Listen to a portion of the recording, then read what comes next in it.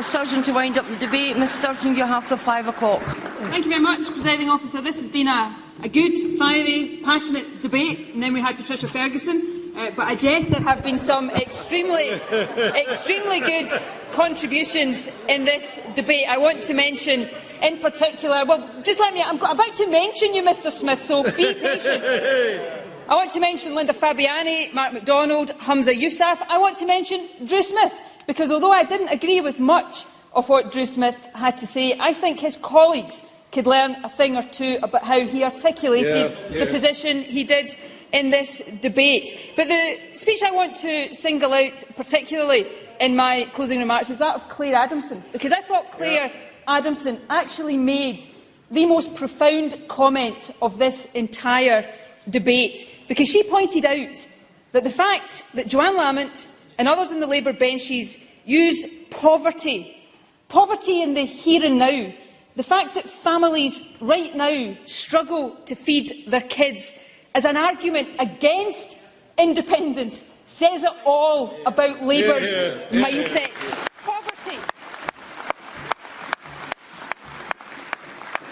Poverty in energy-rich Scotland is the evidence that the status quo is not working. It's an argument for independence, not against it. Now, Presiding Officer, as everybody who knows me knows only too well, I am a consensus politician at heart, and therefore I was anxious to find something in each of the leaders' speeches that I could agree with.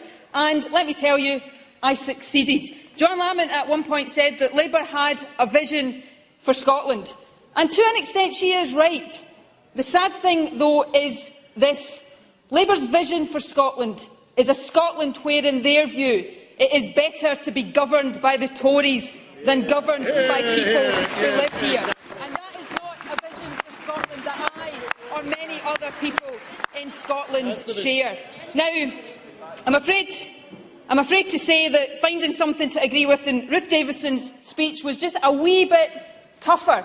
But thankfully, I was helped out by a strategically placed Freudian slip on the part of Ruth Davidson. When Ruth Davidson said that an argument for staying within the Union was that we get to share the rewards, it sounded for all the world like share their wars. And, Presiding Officer, don't we just? And therein Ruth Davidson made one of the most compelling arguments for independence. With independence, never ever again would Scotland be dragged into an illegal war like we were in Iraq.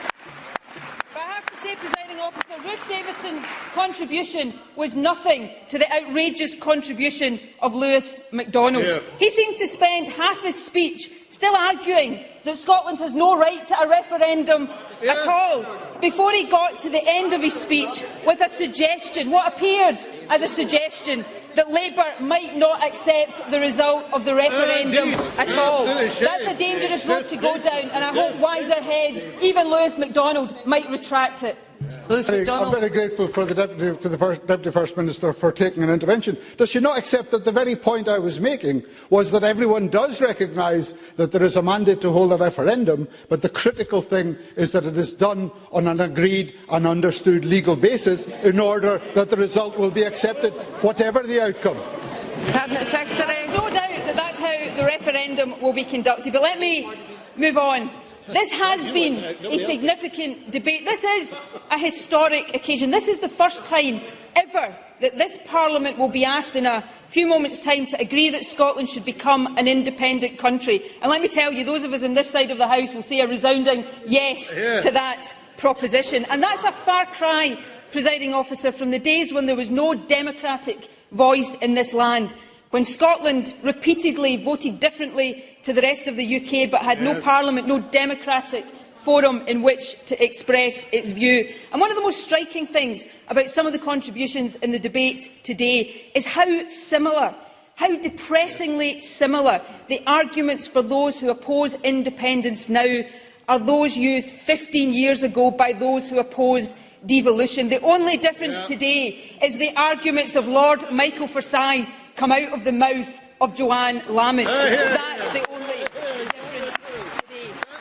The referendum, Presiding Officer, this referendum referendum will put the decision firmly where it belongs, in the hands of the Scottish people. It will open the door to a genuine debate about our country's future. And I believe that that debate, regardless of the view of any individual in it, should be one that is embraced and relished. It is an opportunity to address some of the big questions about the kind of country we want to be. I hope that debate is thoroughly positive, although we've seen very little evidence again today that those who oppose independence have anything positive to say. You know, Patricia Ferguson mentioned the National Health Service.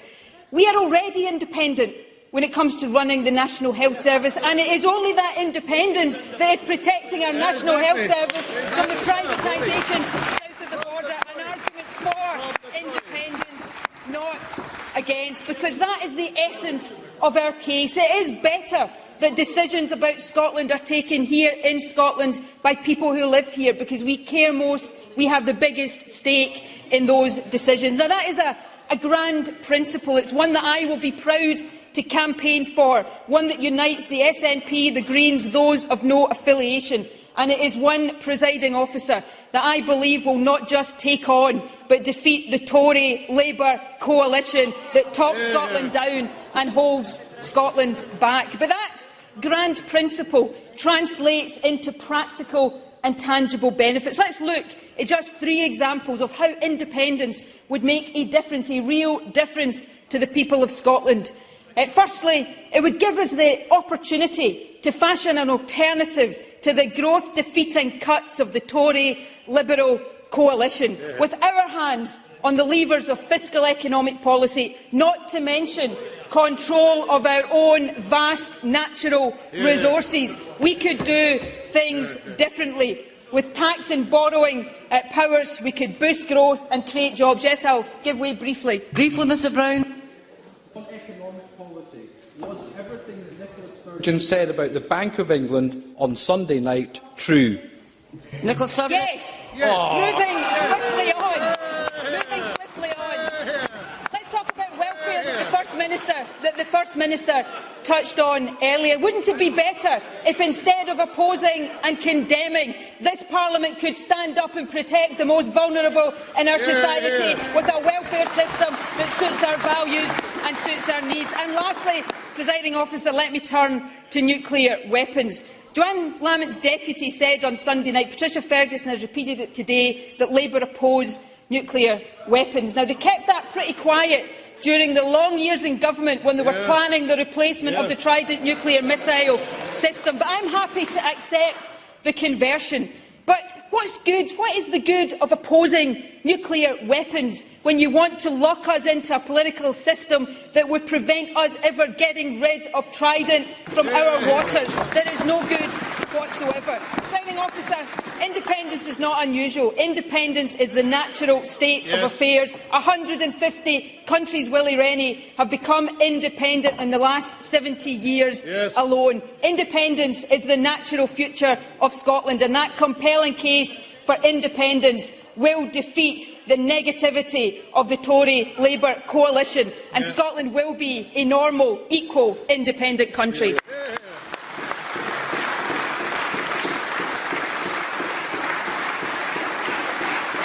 That concludes the debate on Scotland's future. Before we move to decision time, can I remind members that Colin Beattie failed to appear for his question this afternoon.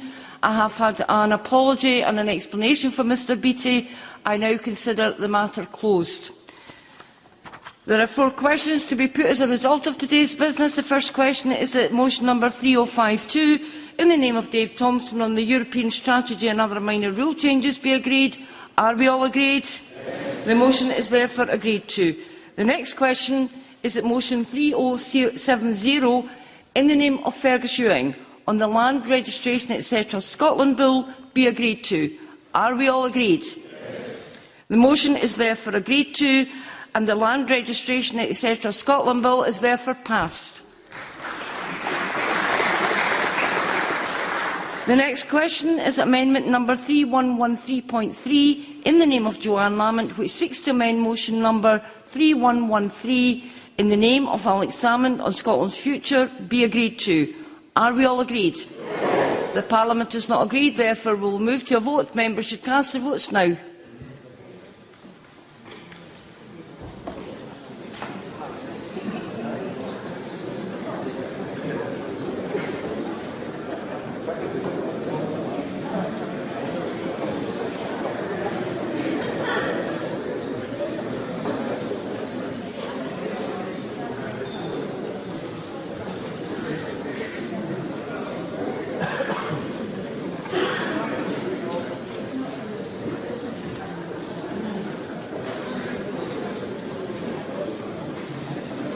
The result of the vote on amendment number 3113.3 in the name of Joanne Lamont is as follows. Yes, 51. No, 70. There were no abstentions. The amendment is therefore not agreed to. The next question is that motion number 3113 in the name of Alex Salmond on Scotland's future be agreed to. Are we all agreed? Yes. The Parliament is not agreed, therefore we will move to a vote. Members should cast their votes now.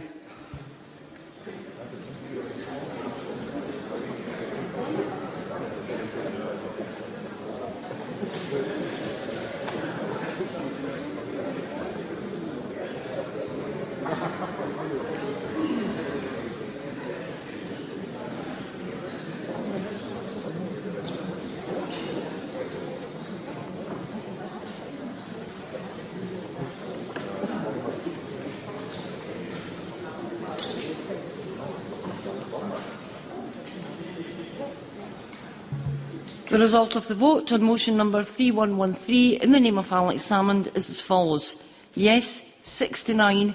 No, 52. There were no abstentions. The motion is therefore agreed to.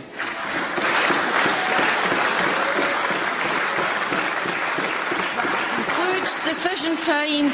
We now move on to members' business. Members leaving the chamber should do so quickly and quietly.